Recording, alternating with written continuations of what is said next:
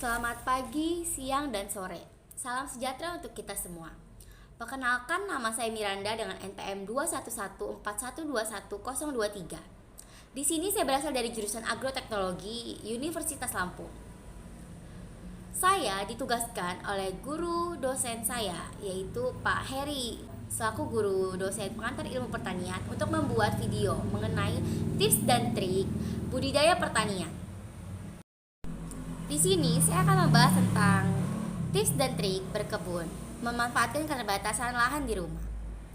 Seiring dengan semakin meningkatnya kesadaran akan kesehatan, masyarakat mulai peduli dengan makanan yang dikonsumsinya.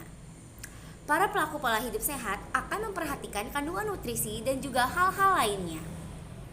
Untuk memastikan makanan yang dikonsumsi benar-benar sehat, tak sedikit pelaku pola hidup sehat memilih untuk mengolahnya sendiri. Bahkan ada yang menanam sayuran di rumah untuk kebutuhan konsumsinya sendiri. Menanam sayuran dan buah di rumah bukanlah hal yang susah. Semua orang dapat melakukannya.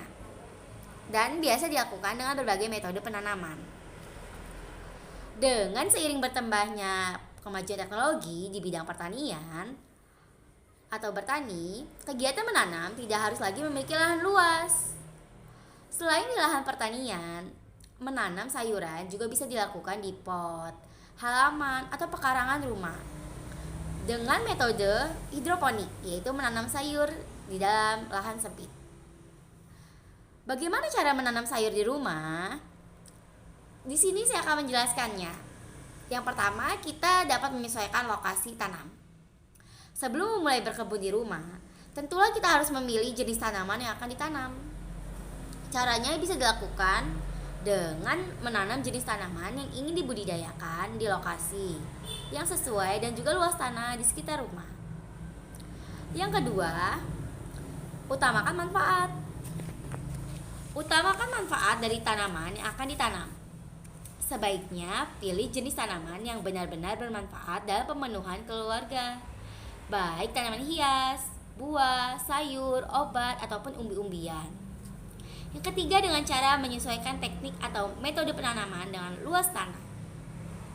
Pemilihan teknik atau metode penanaman sangat bisa disesuaikan dengan luas tanah. Ada beberapa pilihan metode penanaman seperti field kultur, hidroponik, yaitu bercocok tanam dengan media air, menggunakan wadah polybag, pot, microgreen, dan lain sebagainya. Keempat, dengan cara perhatikan perawatan. Saat memutuskan untuk bercocok tanam, baik di lahan pertanian maupun di rumah, perlu diperhatikan perawatan dan pemeliharaannya secara rutin. Ini sangat penting untuk menghasilkan komoditas yang unggul meski ditanam di halaman atau pekarangan rumah. Selanjutnya kita akan membahas tentang tanaman hias. Tanaman hias sering dianggap mistis. Padahal sebenarnya tanaman hias memiliki segudang manfaat untuk tubuh. Manfaatnya yang pertama bisa buat tubuh, bisa buat hiasan. Merawat tanaman hias memang menjadi salah satu tren di kalangan masyarakat tanah air, terutama selama pandemi COVID-19. Salah satu tanaman hias yang sering dirawat yaitu puring. Puring memiliki nama latin Caudiefum vaegatum. Puring merupakan tanaman perdu dengan bentuk daun yang bervariasi dengan aneka warna seperti hijau, kuning, merah, ungu, dan campuran warna lainnya.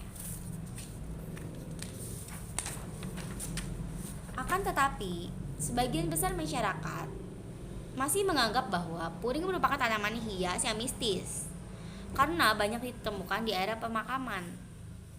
Padahal ada ragam manfaat yang dapat diperoleh dari tanaman hias satu ini, yaitu pertama, bisa mengobati perut mulas. Bagian akar dari tanaman puring bisa dimanfaatkan untuk pengobatan herbal. Caranya, hancurkan akar puring dan daun dadap, lalu tambahkan air matang dan saring, kemudian minum ramuan tersebut secara teratur. Selain itu, puring juga bermanfaat pada anak-anak yang mengalami perut mulas. Kita dapat membuat ramuan tersebut dengan cara memblender puring dengan sedikit air, lalu balurkan pada perut anak. Manfaat yang kedua yaitu bantu mengeluarkan keringat. Pada manusia, sistem ekskresi adalah salah satu organ penting. Salah satunya adalah penghasil keringat. Untuk yang merasakan gangguan pada tubuh berupa sulit keringat, kamu bisa meminum rebusan daun puring secara teratur. Manfaat yang ketiga yaitu mengobati cacingan. Bagian ranting dari puring bisa digunakan untuk mengobati cacingan. Pilih ranting muda, lalu bersihkan dan rebus ranting tersebut. Biasanya ramuan tersebut akan terasa pahit.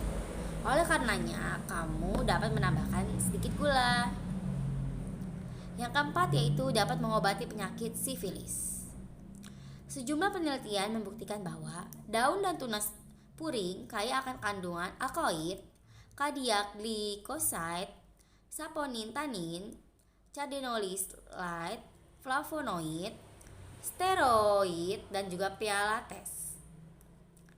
Screening fitokimia dari 6 kultivar menunjukkan konstituensi bioaktif yang termasuk alkaloid, anthraquinone, flavonoid, terpen, steroid, fenol, saponin, tanin, palopabanin, dan cardenolite yang menunjukkan khasiat sebagai antibakteri, anti amuba, dan anti jamur yang dapat menyembuhkan penyakit sifilis pada manusia.